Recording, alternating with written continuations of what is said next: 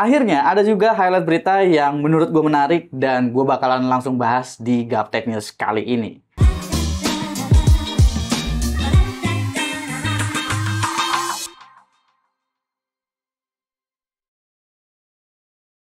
Ya, highlight berita kali ini sebetulnya lebih banyaknya itu dari Intel ya. Yang pertama yaitu adalah Pat Gelsinger, CEO dari Intel, yang resign. Dia udah keluar jadinya secara official dari Intel per tanggal 1 Desember 2024. Tapi selang beberapa hari kemudian setelah keluarnya Pat Gelsinger, Intel mengumumkan secara resmi perilisan dari Intel Battle Match mereka, alias ini adalah generasi kedua dari Intel Arc ya. Jadi sekarang bakalan ada Intel Arc D series namanya. Ada dua line up yang diperkenalkan oleh Intel, yaitu Intel Arc B580 dan juga Intel Arc B570.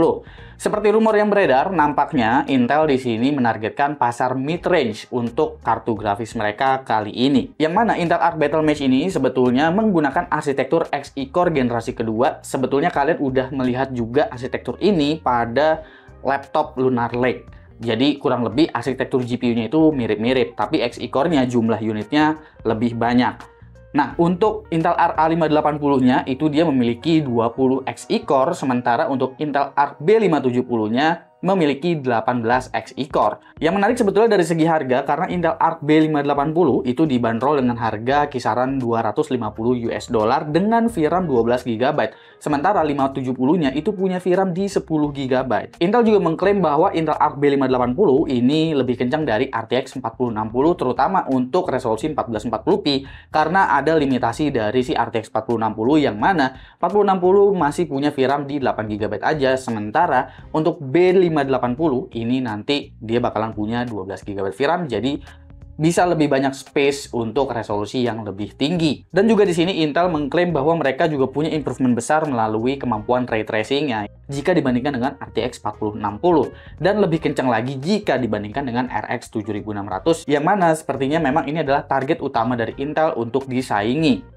Ya, Intel dengan Xe-core generasi keduanya memang peningkatannya lebih ke efisiensi.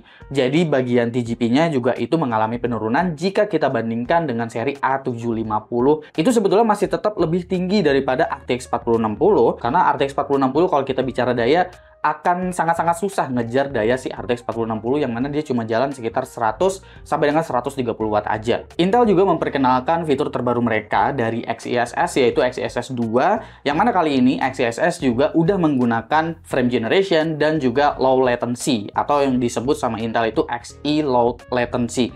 Jadi ya ini kurang lebih mirip-mirip seperti DLSS 3 menggunakan metode seperti optical flow juga. Dan katanya sih ini udah menggunakan AI upscaling, jadi kurang lebih ini bakalan bisa saingan berat dengan DLSS 3. Kita lihat aja nanti apakah AMD bakalan merilis FSR 4 dengan AI upscaling juga pada CES 2024 atau enggak.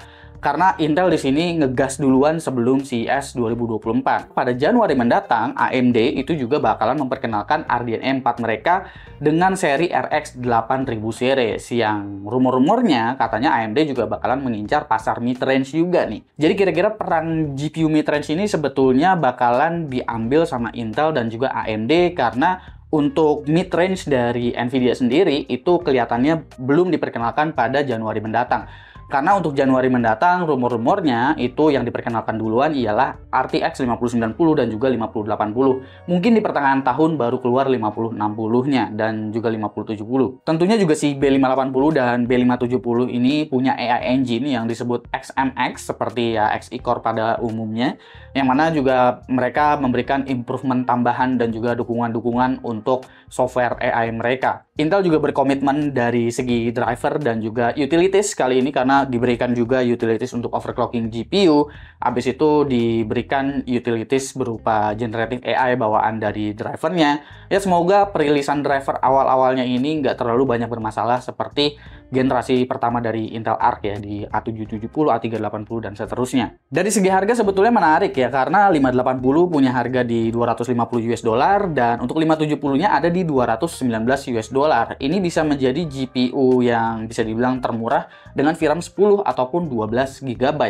Tapi kalau kita perhatiin lagi, ASRock itu di Indonesia bahkan udah ngasih diskon cukup gede untuk Intel Arc A770.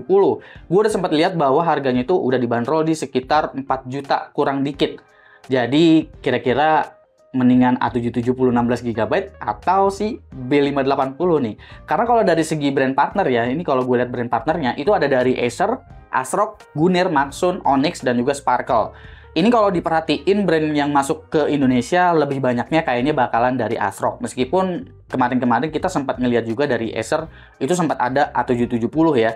Tapi karena Maxsun juga udah ada di Indonesia, harusnya Maxsun bisa masuk juga nih ke Indonesia. Kalau Sparkle gue belum tahu deh bakalan masukin untuk Intel Arc B series ini atau enggak. Tentu ini sebenarnya breakthrough sih, karena ini bakalan bisa bersaing dengan RX 7600 atau 4060, yang mana 4060 saat ini udah menjadi GPU kelas menengah yang bisa dibilang nggak ada pilihan lain lah gitu, karena 3060 12GB pun stoknya udah mulai agak jarang-jarang dan mulai susah didapetin. Intinya sih dari apa yang diberikan Intel pada slide-nya mereka itu cukup menjanjikan ya. Semoga Intel bisa konsisten dan bisa memberikan opsi tambahan yang memang lebih baik untuk budget mid-range seperti ini. Karena yang sekarang orang kebanyakan ya nggak ada pilihan gitu.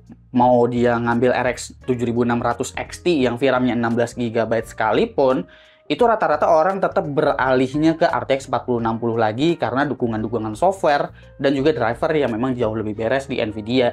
Jadi semoga Intel nggak punya isu lagi di battle match soal itu, sehingga bisa betul-betul total bersaingnya di kelas menengah ini. Kurang lebih segitu aja sih yang bisa gue sampaikan ya untuk Intel Battle Match. Ditunggu kehadirannya untuk Intel Battle Match di Indonesia dan semoga gue bisa mendapatkan sampel reviewnya. Kalaupun nggak dapat ya mungkin nanti kita bakalan coba cari-cari unitnya untuk di-review dan mungkin kita bakalan beli kalau memang nggak dapat pinjaman dari brand partnernya. Menurut kalian gimana untuk Intel Battle Match? Apakah cukup promising? Coba komen aja di bawah dan kasih pendapat kalian masing-masing. Jangan lupa subscribe, gue Supki, dan seperti biasa, sampai jumpa di lain kesempatan.